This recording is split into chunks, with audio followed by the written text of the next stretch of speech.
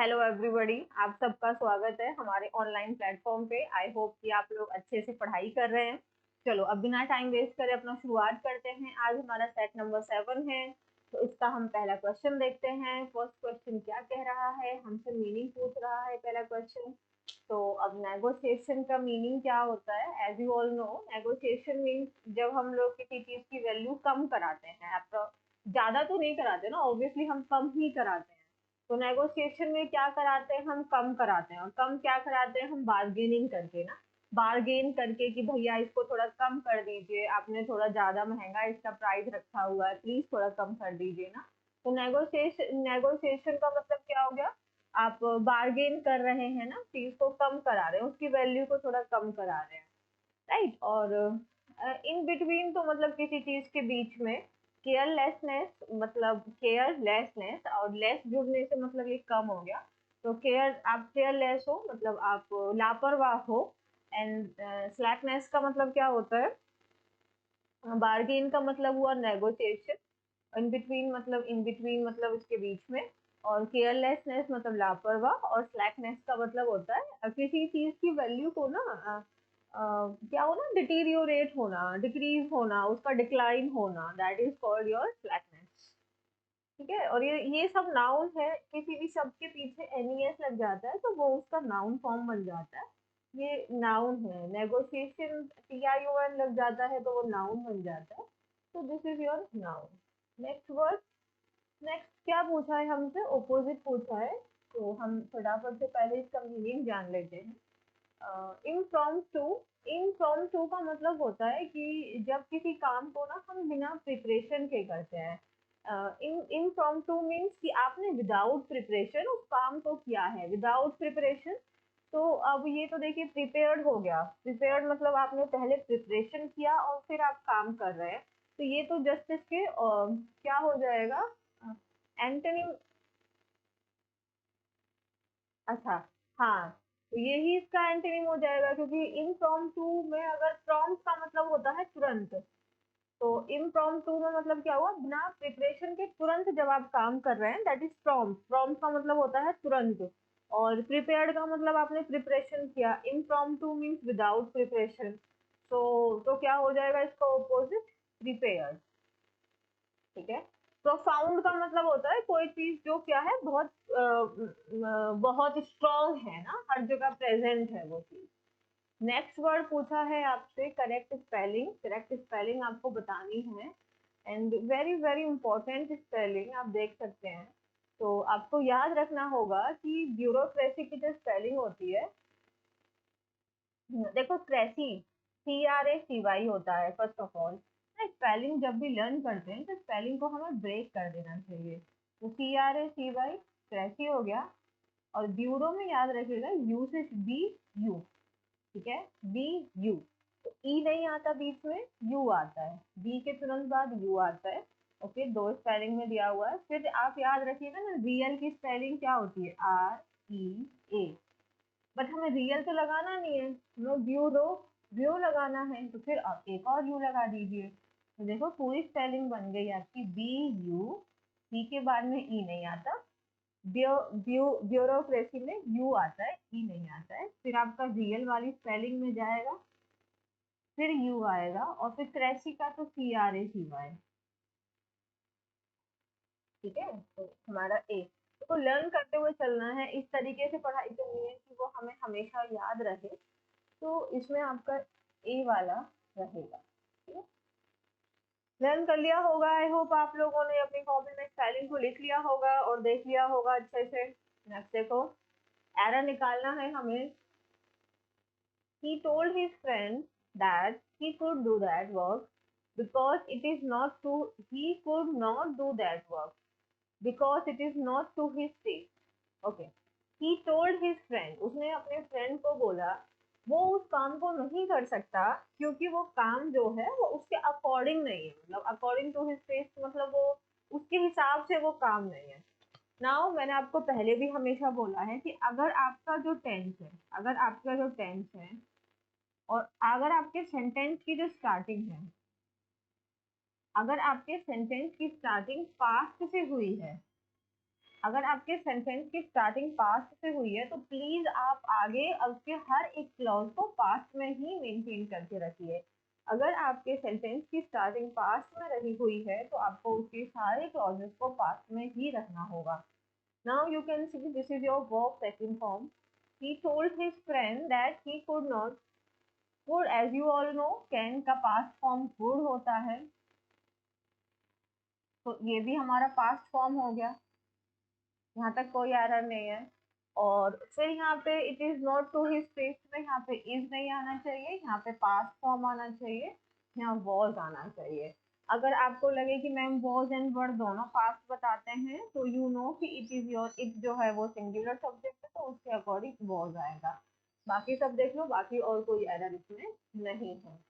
हम लोग जानते हैं कि वर्ब जो हेल्प जो मोडाल्स होते हैं उसमें आपका चाहे प्रेजेंट फॉर्म आए या पास्ट फॉर्म आए, जो मेन वर्ब आता है वो अपने बेस फॉर्म में ही आता है। So he told his friend that he could not do that work because it was not to his taste. You have to remember that whenever your sentence starts with past tense, it should continue in past tense, right? But if there is something like idiom, phrases, universal truth, then you can't change it. That honesty is the best policy, so you have to maintain that honesty is the best policy. Like whether your sentence starts with past tense, but further you have to maintain the present tense. But if there is nothing like that, so you have to remember कि the sentence past में है तो further भी past में ही रहेगा। हम्म? तो इसलिए यहाँ पे was आएगा, is नहीं आएगा। तो एरर कौन से पार्ट में है? एरर आपके बी पार्ट में है, सी पार्ट में है एरर। देखो, देख लिया होगा। नेक्स्ट क्वेश्चन देखो, द ट्रेजेडी ऑफ, यहाँ पे ट्रेजेडी के बारे में बात हुई है हमारी। And then it was written by William Shakespeare about 1519। About का मतलब होता है, अबाउट मीन्स अराउंड, उसके आसपास में, अराउंड 1519 या इन 1519। तो जो ये स्टोरी लिखी गई है, जो स्टोरी लिखी गई है उनके द्वारा, विलियम शेक्सपियर के द्वारा, जूलियस सीजर की जो स्टोरी लिखी गई है वो इट इज इन 1519 ना, इन 1519। तो इट इज इन 1519 या इन 1519, तो इन 1519 रहेगा, अबाउट 1519 यहाँ पे नहीं रहेगा। तो इन 1519 के हिसाब से आपके ऑप्शन नंबर सी में गलती है। 1519 से आसपास में नहीं लिखी गई है, 1519 में ही लिखी गई है। अब देख सकते हो क्वेश्चन बहुत ज्यादा डिफिकल्ट होते नहीं है। The writer is evidently enamored at the subject. Now what you need to do, बहुत सारी चीजें होती है ना ये आपको लर्न करने के लिए। there are certain things that is called fixed preposition. तो enamored के साथ में आपका fixed preposition आता है and that is all. आपके ऑप्शन नंबर 3 में से आपको फिलर करना है। नेक्स्ट क्वेश्चन आपका फिलर है, nothing is impossible. Nothing is impossible, ये तो यार एक नॉर्मल सी बात है कि उसके लिए तो कुछ भी चीज इम्पॉसिबल है ही नहीं। तो नथिंग इज इम्पॉसिबल, उसके लिए तो कुछ भी चीज इम्पॉसिबल ही नहीं है। तो nothing is impossible for him, है ना। तो ये तो बहुत सिंपल है, nothing is impossible for him. For आएगा option number C. My relations to this country, my relation to this country a year ago. Okay.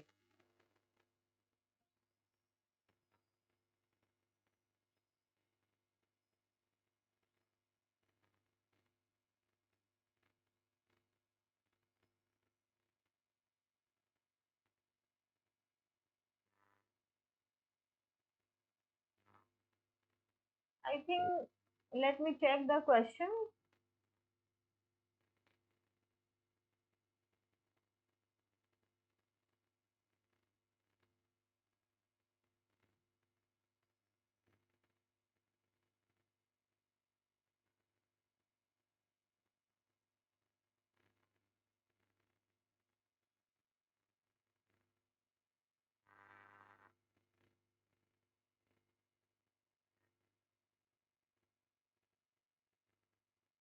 Okay, actually इस question के अंदर क्या हुआ है कि थोड़ा सा इशू है। इस क्वेश्चन के अंदर थोड़ा सा इशू है, तो ये क्वेश्चन में थोड़ा इशू है इसमें। एक्चुअली यहाँ पे टू दिस कंट्री या ईयर एगो का जो ये लाइन है ये नहीं होना चाहिए। ये जो क्वेश्चन है आपका ये है कि my relation him are not friendly.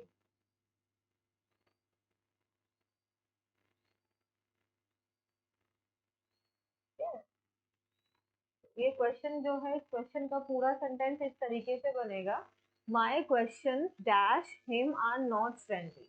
तो माय क्वेश्चन, माय रिलेशंस वहां पे, ठीक है। क्वेश्चन में थोड़ा सा इस तरीके से आप इसे रीड कीजिएगा, my relations dash him are not friendly. तो मेरे जो रिलेशन है उसके साथ में वो क्या है, फ्रेंडली नहीं है।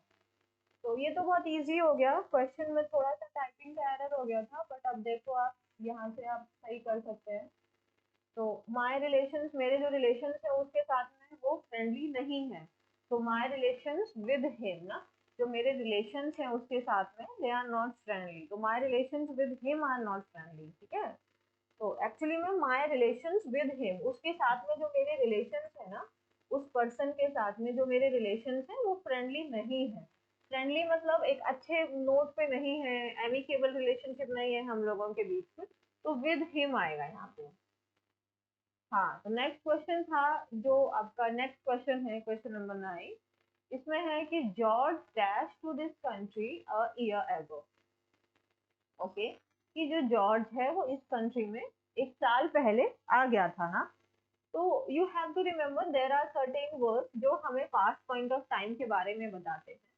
ऐसे कुछ शब्द हैं जो हमें पास्ट के टाइम के बारे में बताते हैं, and अगर वो शब्द आपके सेंटेंस में प्रेजेंट हो गए तो आपको सिर्फ पास्ट इंडेफिनिट का ही इस्तेमाल करना होगा, और उसमें से एक शब्द है हमारा एगो।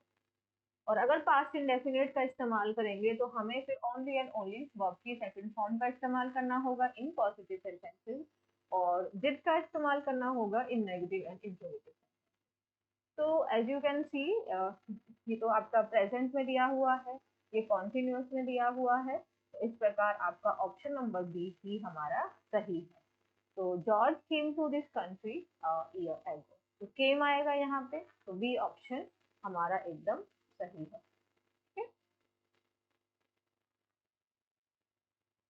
Okay, now idioms.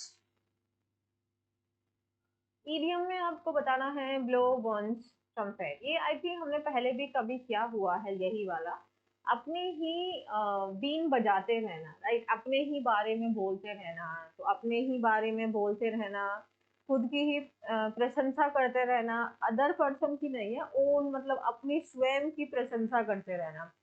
तो टू प्रेज वन सेल्फ ना, अपनी ही तारीफ आप कर रहे हैं, अपनी ही तारीफ आप कर रहे हैं, that is to praise one self. तो blow one trumpet is to praise one self, खुद की ही तारीफ करते रहना, that is your to praise one self. And the person जो खुद की ही तारीफ करते रहते हैं उनको आपका ईगोइस्ट कहा जाता है, ईगोटिस्ट। और उनकी कैरेक्टरिस्टिक होती है कि वो लोग बहुत ज्यादा बोस्टफुल होते हैं, है ना, थोड़े से घमंडी भी कह सकते हो, काइंड ऑफ, है ना, थोड़े से घमंडी भी हो जाते हैं।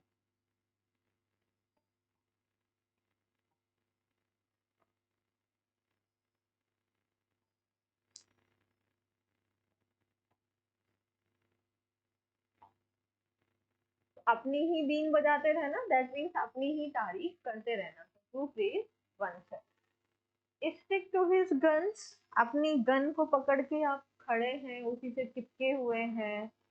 तो अगर आप अपनी ही गन को पकड़ के खड़े हैं, अपने ही चीजों को लेके खड़े हैं, दैट मीन्स कि यहाँ पे ना गन का मतलब वो एक्चुअली में वो वेपन नहीं है, अपना वेपन को लेके नहीं कंसीडर करना है, मेंटेन हिज एंगर, गुस्से को लेके भी नहीं है ये। एक्चुअली में बस ये नॉर्मल स्टेटमेंट है, अपने ओपिनियन को लेके ना फर्म रहना। आप अपने ओपिनियन को लेके आप एकदम एडमेंट है ना, आप जिद्दी हैं अपने ओपिनियन को लेके, कि जो आप कह रहे हैं वो सच है ना, आप स्टबर्न हैं, आप कैसे हैं, आप जिद्दी हैं थोड़े से, आप चेंज नहीं हो रहे हैं, अनयील्डिंग हैं, है ना, अनफ्लेक्सिबल हैं।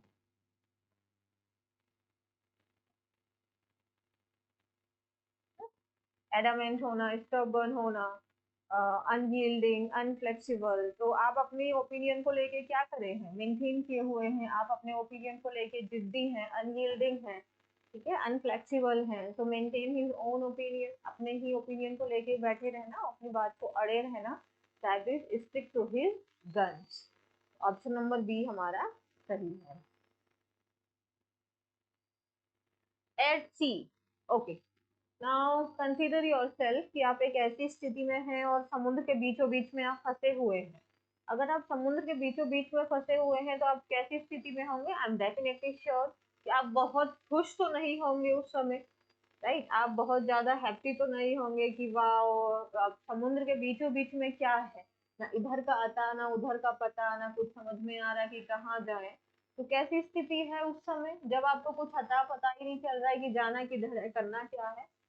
तो एट सी का मतलब हो जाता है जब आप बहुत ज्यादा कंफ्यूज होते हैं, जब आप कैसे होते हैं, एट अ लॉस। लॉस का मतलब यहाँ पे क्या मतलब है, आप कंफ्यूजन की स्थिति में है ना, आप बहुत ज्यादा परेशान हैं, आपको नहीं समझ में आ रहा है कि अभी आपको किधर जाना है।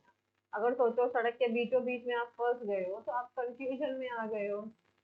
आप कैसे हो, आप परप्लेक्स हो।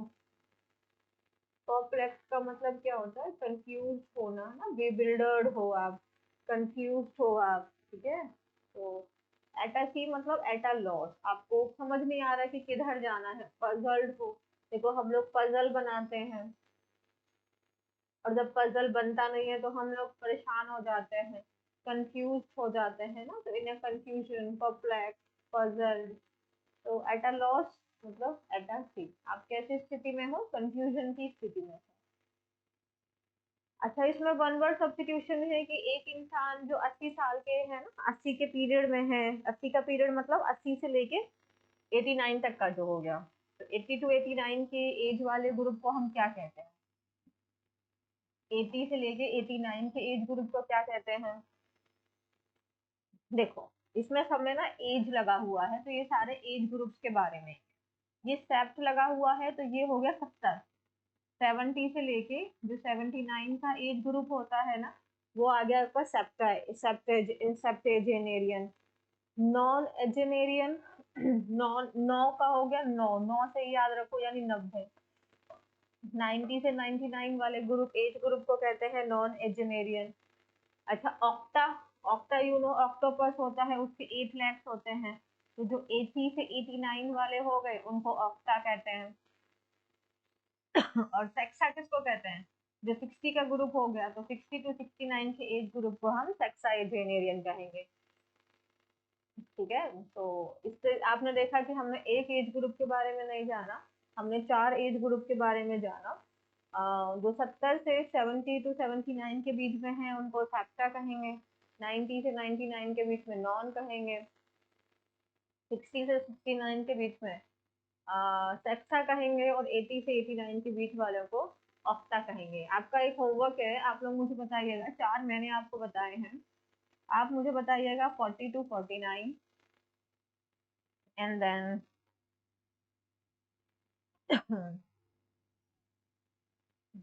50 टू 59। 60 तो मैंने आपको बता दिया है, और 100, चलो दो ही बता देना। दो होमवर्क हैं आप लोग के, ये दो होमवर्क आप लोग को बताइए, ठीक है। तो आप ये वाला काम आप लोग का है, आप लोग मुझे ये वाला काम करके दीजिएगा। A shady fertile place in the desert, तो डेजर्ट में एक shady fertile place को क्या कहते हैं? A shady fertile place in the desert, तो डेजर्ट में एक shady fertile place को क्या कहते हैं? वेरी इजी ना, इस मॉडल को याद रखना, होटल। ये होटल्स कौन से होते हैं? जो जैसे कि क्या हुआ कि हाईवे पे, कहीं हाईवे पे आपको होटल्स दिखते हैं ना, रेस्ट रूम, तो वो वाले होटल्स होते हैं। ये तो आप जानते हो, ये बगीचे को लेके। तो शेडी फर्टाइल प्लेस डेजर्ट वाले को क्या कहते हैं? ओएसिस। तो ओएसिस हो गया हमारा shady fertile place in the desert. Shady fertile place in the desert को कहेंगे oasis. A place where bees are kept, जहाँ पे जो मधुमक्खियां होती हैं उनको रखा जाता है, उसको क्या कहते हैं? आप लोग जानते हैं कि अगर हमें प्लांट्स लेने जाना होता है तो हम नर्सरी जाते हैं, अगर हमें प्लांट्स लेने जाना होता है तो हम नर्सरी जाते हैं। एपेरी एंड देन एवेरी। तो एप, आप देखो यार दोनों ना, एक आपका बीज के लिए इस्तेमाल होता है और एक होता है आपका वर्ड्स का। तो बीज वाला याद रखिएगा एपेरी, और वर्ड्स वाला याद रखिएगा एवेरी। अब आप लोग कैसे ट्रिक्स बनाएंगे I don't know, and then let me try to help you out. जैसे कि आप देख सकते हो ए आर वाई जुड़ा हुआ है, आई आई यहाँ तक तो सेम सेम ही है, बस एक लेटर का डिफरेंस है, यहाँ पे पी है यहाँ पे वी है। तो you can do one thing, दोनों ही बी एंड वर्ड्स के लिए हैं। तो देखो ये जो आई है ना, वर्ड्स का आई, ये बी के बाद मतलब इसमें पीछे आता है ना लेटर, मतलब पहले ई आएगा फिर आई आएगा, उसी प्रकार पहले पी आएगा फिर बी आएगा, वी आएगा। तो पहले पी लगा दो, पी के साथ में ई लगा दो, तो बीस के साथ में एप्पल। तो ये वाला हमारा ए बन गया बीस का, और ये वाला बी वाला बन जाएगा वर्ड्स का। दोनों की स्पेलिंग में सिर्फ एक एक लेटर का ही डिफरेंस है, और ये होता है हमारे द का। ठीक है।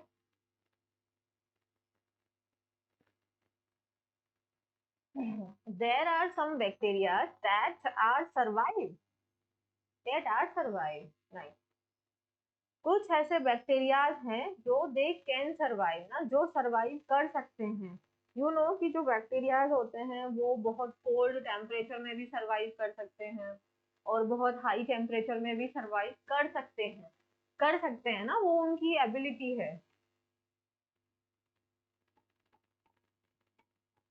सर्वाइव कर सकते हैं तो दे कैन, यहाँ पे क्या आएगा? कैन आएगा। ठीक है।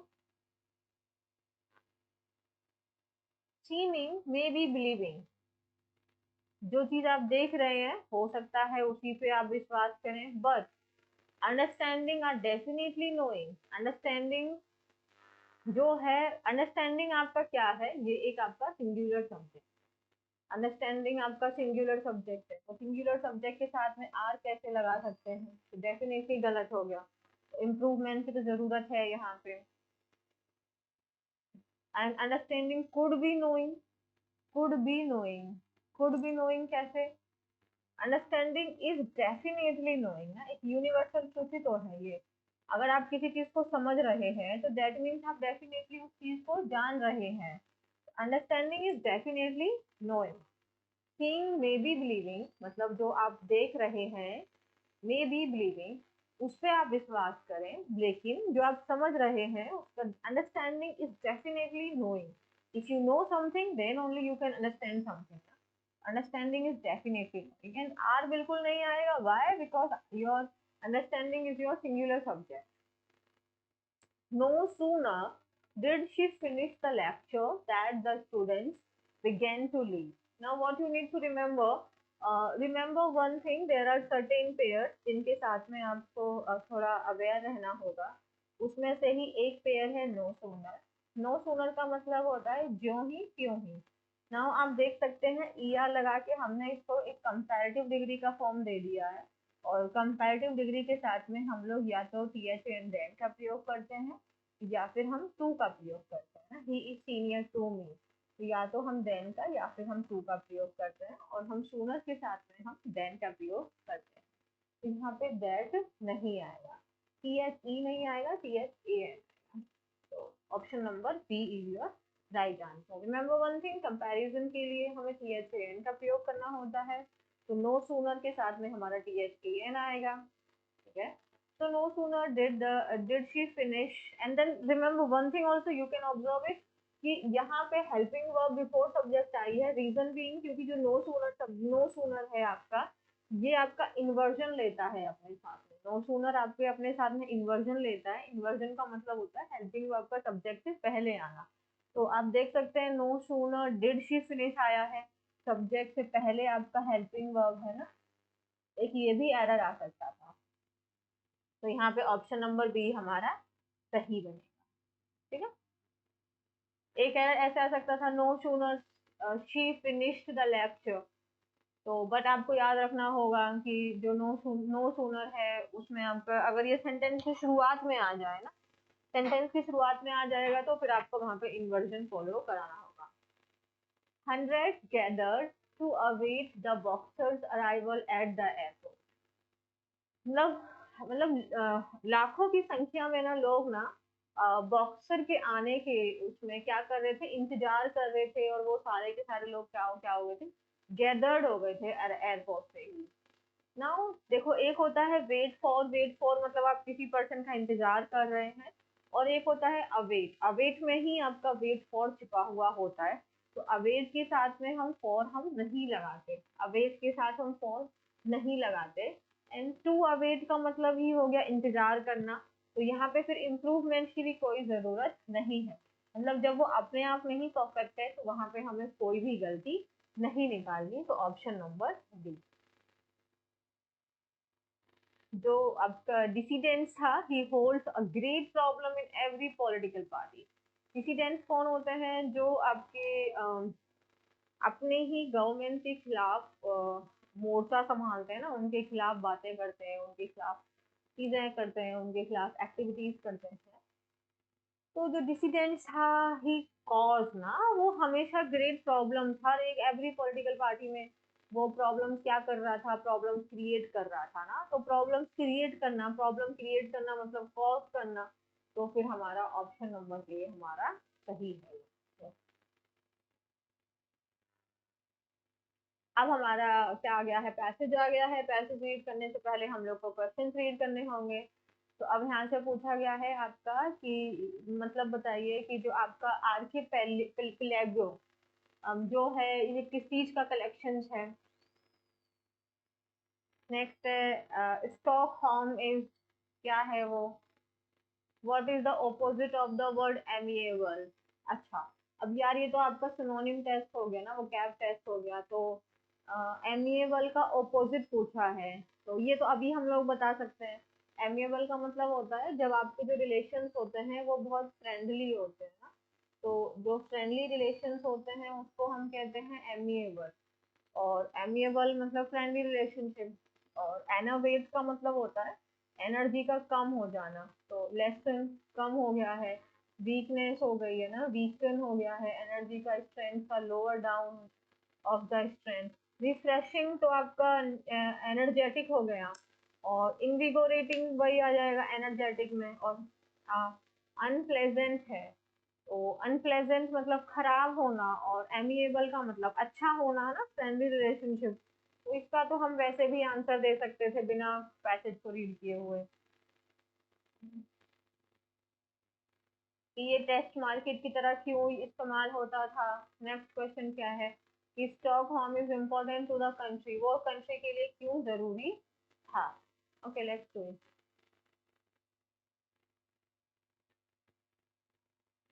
तो जो आपका स्टॉक होम है ये spread out on an archipelago of 14 island.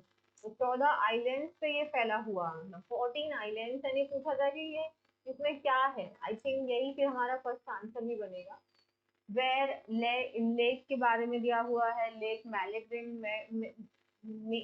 Makes the Baltic Sea more airy than the Venice with wide open spaces. It is one third water. Its other two thirds combine arts, bridges, dead fountains, and the palatial buildings trimmed with gold. Okay इसके बारे में बताया गया है, wide open space है, one third, it's one third.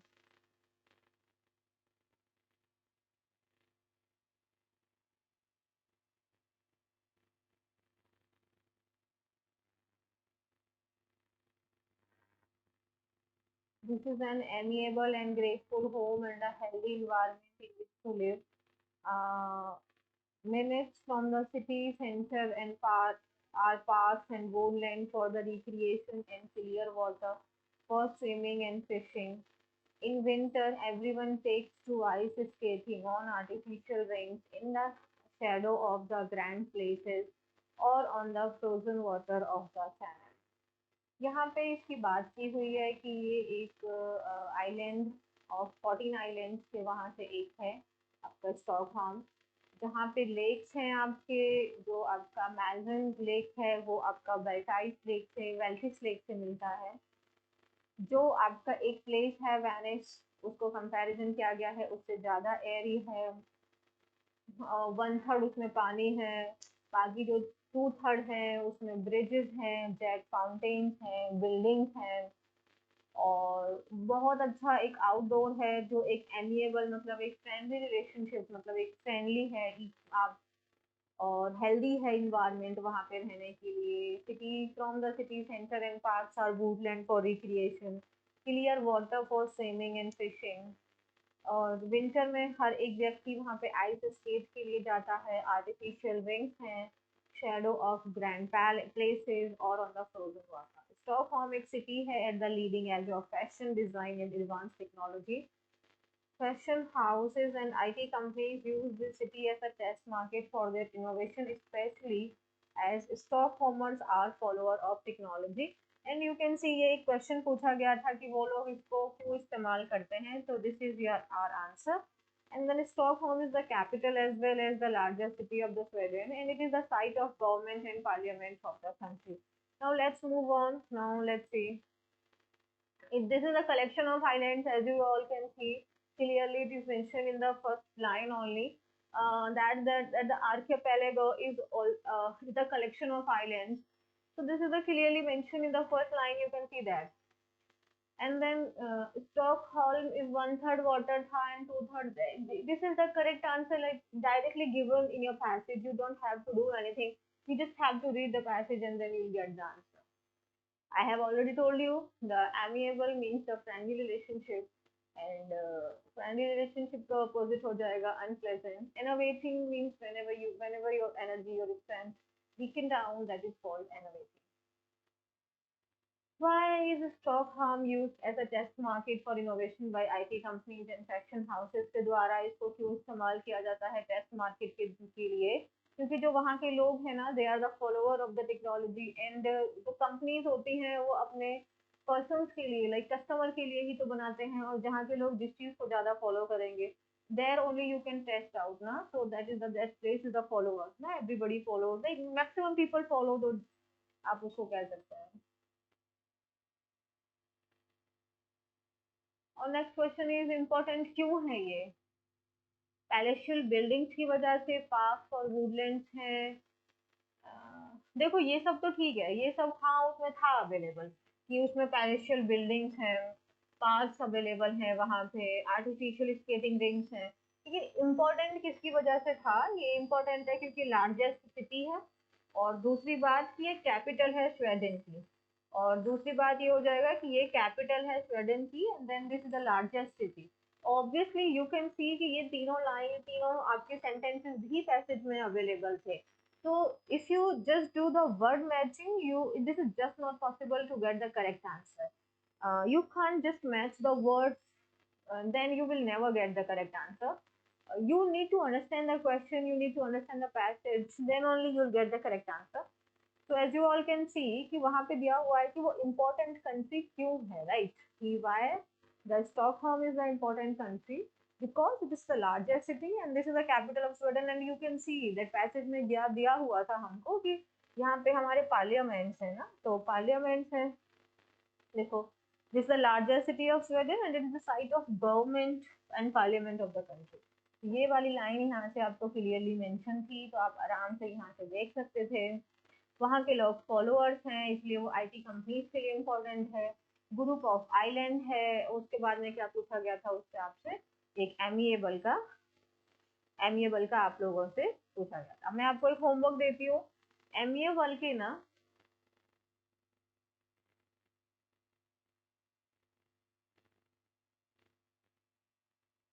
इसके ना आप मुझे कम से कम 5 सिनोनिम्स बताना, 5 और मुझे इसके सिनोनिम्स बताना। ठीक है, ये आपका एक आज का एक होमवर्क। इस तरीके से आज हमने अपने एक सेट को फिनिश किया। इजी था, बहुत ज़्यादा टफ नहीं था। आई होप आप लोग ने भी साथ में सॉल्व किया होगा। अपने अपने नंबर मुझे कमेंट सेक्शन में बताया करो यार, कितने मार्क्स आ रहे हैं, इम्प्रूवमेंट हो रहा है कि नहीं हो रहा है।